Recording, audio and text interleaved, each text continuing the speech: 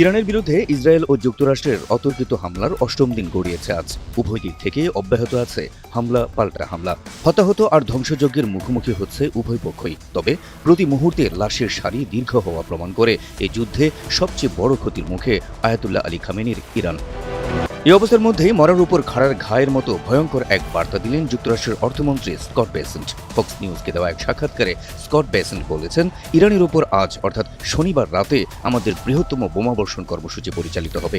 এই হামলায় ইরানের ক্ষেপণাস্ত্র উৎক্ষেপণ কেন্দ্র ও ক্ষেপণাস্ত্র তৈরির কারখানাগুলোর সবচেয়ে বেশি ক্ষয়ক্ষতি হবে।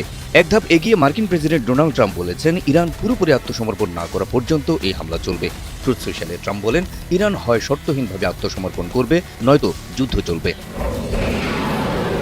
তবে ইরান মার্কিন যুক্তরাষ্ট্রের এসব হুমকি ধামকির জবাব দিয়েছে তাদের স্বভাবসুলভ ভঙ্গিমাতেই। বৃহত্তর বোমাবর্ষণ কর্মসূচির হুমকি আর মার্কিন প্রেসিডেন্ট ডোনাল্ড ট্রাম্পের আত্মসমর্পণের আহ্বানের জবাবে দেশটি বলছে, ইরান কখনোই আত্মসমর্পণ করবে না, বরং মার্কিনিরা আমাদের নিঃশর্ত আত্মসমর্পণের স্বপ্নকে কবরে নিয়ে যাবে।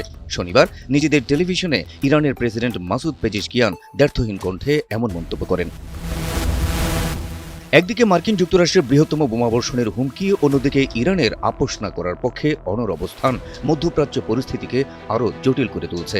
জনমনে প্রশ্ন, আজ শনিবার রাতে ট্রাম্প প্রশাসন ঘোষিত ভয়ঙ্কর বিমান হামলার পর কি অবস্থা হবে ইরানের? দেশটি কি আর ঘুরে দাঁড়াতে পারবে, নাকি হামলায় বিপর্যস্ত হয়ে আমেরিকার কাছে আত্মসমর্পণ করতে বাধ্য হবে, নাকি শোককে শক্তিতে পরিণত করে দ্বিগুণ শক্তিতে ঝাঁপিয়ে পড়বে হানাদার মার্কিনীদের উপর?